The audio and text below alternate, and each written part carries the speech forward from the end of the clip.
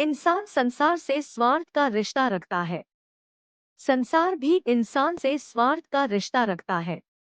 एक भगवान ही है जो इंसान से निस्वार्थ रिश्ता रखते हैं। तो चलिए कहानी शुरू करते हैं। एक आदमी मंदिर में सेवक था। उसका काम मंदिर की साफ सफाई करना था। भक्तों और श्रद्धालुओं द्वारा दिए गए दान में से थोड़ा बहुत दान उसे मंदिर के पुजारी द्वारा दे दिया जाता। इसी से उसकी गुजर बसर चल रही थी। वह अपनी जिंदगी से बहुत परेशान और दुखी था। मंदिर में काम करते करते वह दिन भर अपनी जिंदगी को लेकर शिकायतें करता रहता। एक दिन शिकायत करते हुए वह भगवान से बोला, भगवान जी, आपकी जिंदगी कितनी आसान है। आपको बस एक जगह आराम से खड़े रहना होता है। मेरी जिंदगी को देखो, कितनी कठिन जिंदगी जी रहा हूँ मैं। दिन भर कड़ी मेहनत करता हूँ, तब कहीं जाकर रोटी नसीब हो पाती है। काश मेरी जिंदगी भी आपकी तरह होती।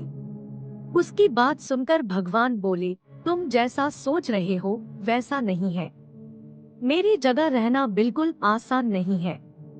मुझे बहुत सारी चीजें देखनी पड़ती है, बहुत सी व्यवस्थाएं करनी पड़ती है।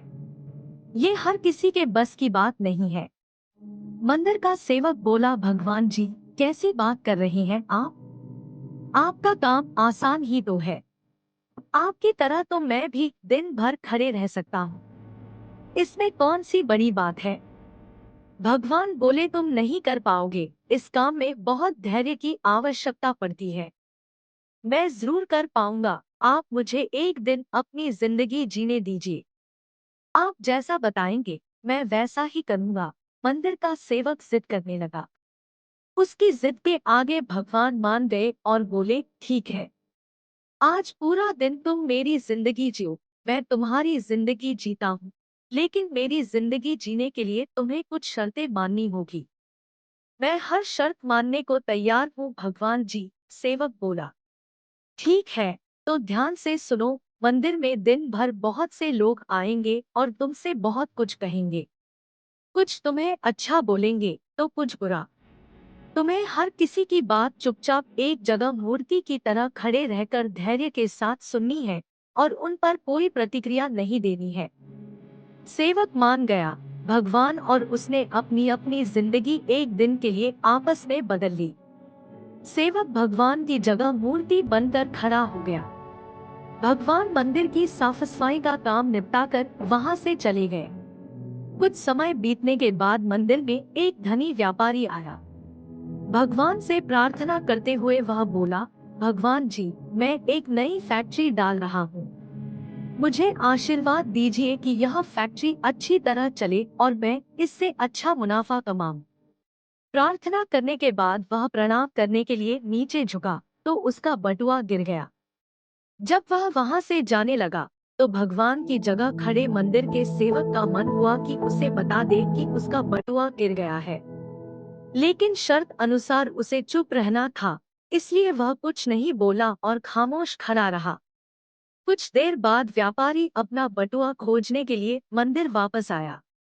उसे अपना बटुआ नहीं मिला तो उसने पुलिस को बुला लिया।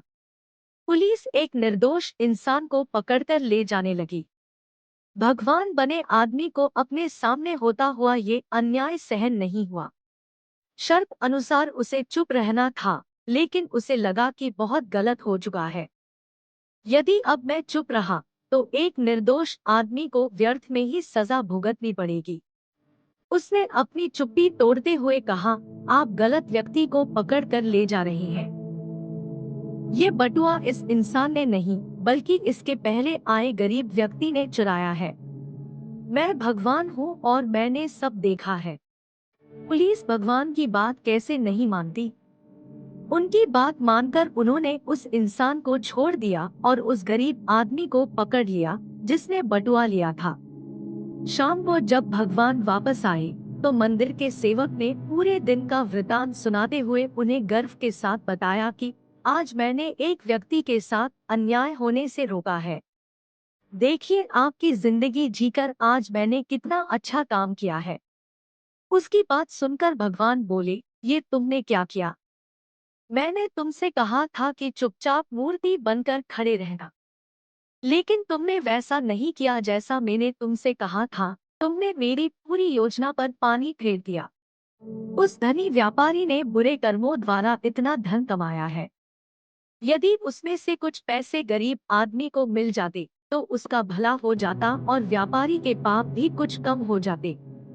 और तुमने जिस इंसान को जेल जाने से बचा लिया वो एक समुद्री यात्रा पर जाने वाला है। अब वह जीवित वापस नहीं आ पाएगा, क्योंकि समुद्र में बहुत बड़ा तूफान आने वाला है। यदि वह कुछ दिन जेल में रहता तो कम से कम बच जाता।